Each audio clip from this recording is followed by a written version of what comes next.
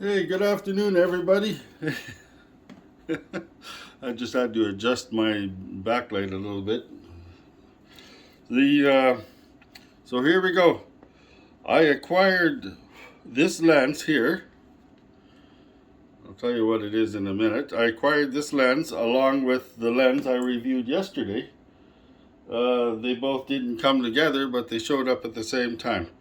So the lens that I have here today, I spent over 3 hours this morning pulling apart and cleaning haze and fungus because I don't have the money to be buying mint condition stuff, right? And I'm sure that a lot of you have gathered that by now. So for $40 to the door, I received this Nikon 35 to 135, 3.5 to 4.5 zoom lens.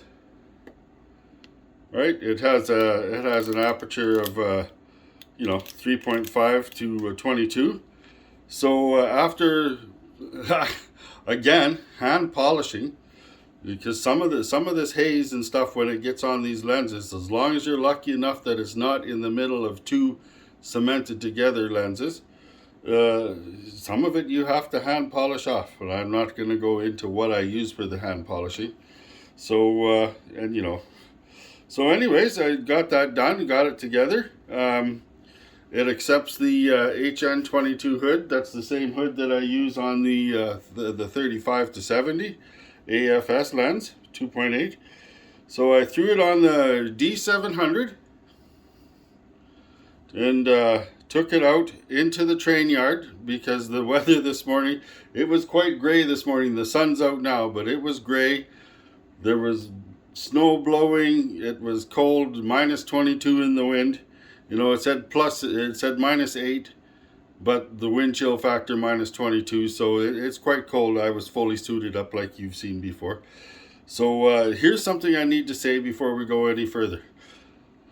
I have special permission to go into these train yards and take these photos. I have to be suited up in high-vis gear, steel-toed boots. I've had to sign papers, release papers, not going to go into it. People have to know I'm going to be there, when I'm going to be there. And the reason why I'm telling you this, because most train yards, especially here, in Manitoba or Canada, they're private property, even the bridges. You're not supposed to be on the train tracks. You're not supposed to be on the bridges. There's a lot of people, especially during grad and stuff, that are out taking photos of on the bridges and on the train tracks and that. You're not allowed to do that, right? You're on private property, and there's a reason why they don't want you on that property. So I've gone through all of the hoops, jumped through all the hoops with the general manager and that. People know I'm there. I'm wearing high vis. I'm wearing the safety gear, and I'm not going during a busy time. And the reason why I went through the trouble to get all of this, because I love shooting trains. I love shooting all the different geometry, the shapes, and the graffiti, but I followed the guidelines. And the reason why I'm telling you this right now is because monkey see, monkey do on a lot of these platforms. I don't want to be responsible because I'm showing photos of trains and train yards for monkey see, monkey do, and people just running around in train yards. No, that's illegal. You're not allowed to be there. You got to have special permission. You are not allowed to be there, and you're definitely. The closest I ever come to any of these stationary trains, and if you look at a lot of them, they're covered with snow, so they're stationary. They're not regular use trains. Is probably about 30 feet, and they're out in the wide open, so all the workers can see you while you're there with your high vis gear on. And never, ever climb on top of any of the train cars, over top of the cars. Never do that. Right? Because holy. So anyways, that's my disclaimer. I have to say it because monkey say, monkey do, and I'm not about to be responsible for somebody running out and doing stuff they're not supposed to be doing. So that being said, out I went on the D700 to test this lens. Aperture priority. I went 16 down to 5.6 a couple times.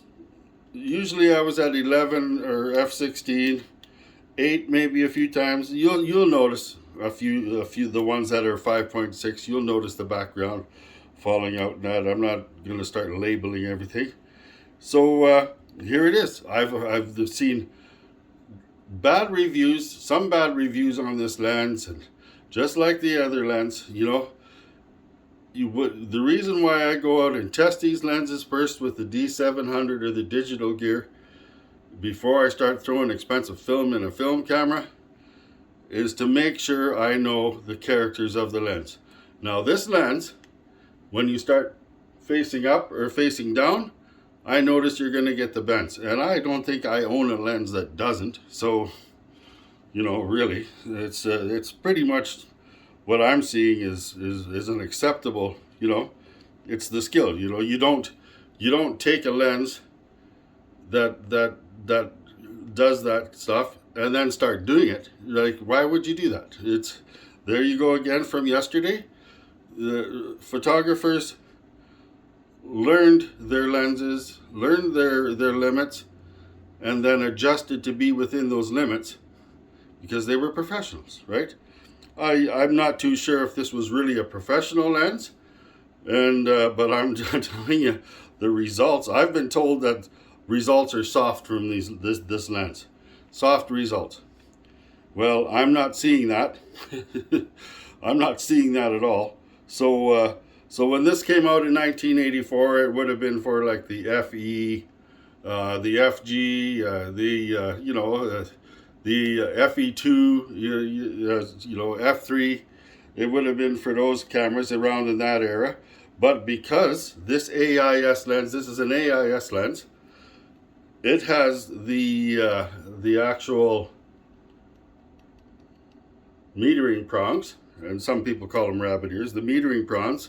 I can use this lens on a 1958 F, right? The original first F, and I can use it all the way up to the D850 because it's an F mount and it's an AIS, so it's got the grooves cut out for the metering, and I could use it on a D6, or I could put it on a Z F to Z adapter and use it on all the Z cameras, right? So right, $40 to the door, cleaned it all, and boy do I ever like this range. So this is going to be a really good street lens as far as I'm concerned. 35 to 135, wow. There's definitely going to be an extreme street coming for this. So I'll do a better overview of this lens later on. I'm just glad that I was able to go out and test it. There's over 50 photos, black and white, but embedded in this series of photos, I showed a few colors. So you get to see what the color is.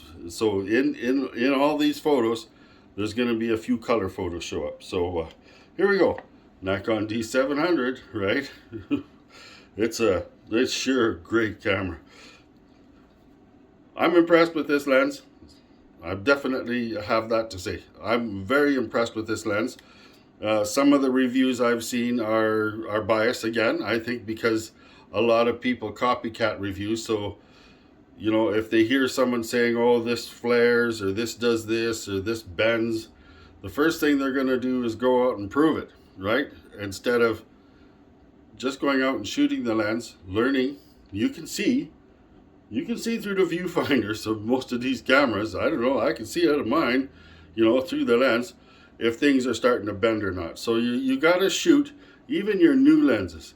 There's never a perfect. So prime's getting pretty good, but there's never a perfect. So stop the search for perfection, right? Unless you've got thousands and thousands and thousands of dollars. So here we go. $40 to the door. 3.5 to 4 hours pulling it apart and cleaning it. very universal lens. I'm so excited. I'm gonna probably be throwing it either on an FG or the FE, and going out and testing it with film, because it's definitely passed the test. Like, subscribe, click the bell. I hope you enjoy these photos. There's some really nice photos, and you know what? I like trains. There's different photos of the trains this time. It's not always the same. And right, the weather's really bad this morning. It's across the street. I've got permission. It's a no-brainer. See you later. Like, subscribe, click the bell. Hang in there, you guys.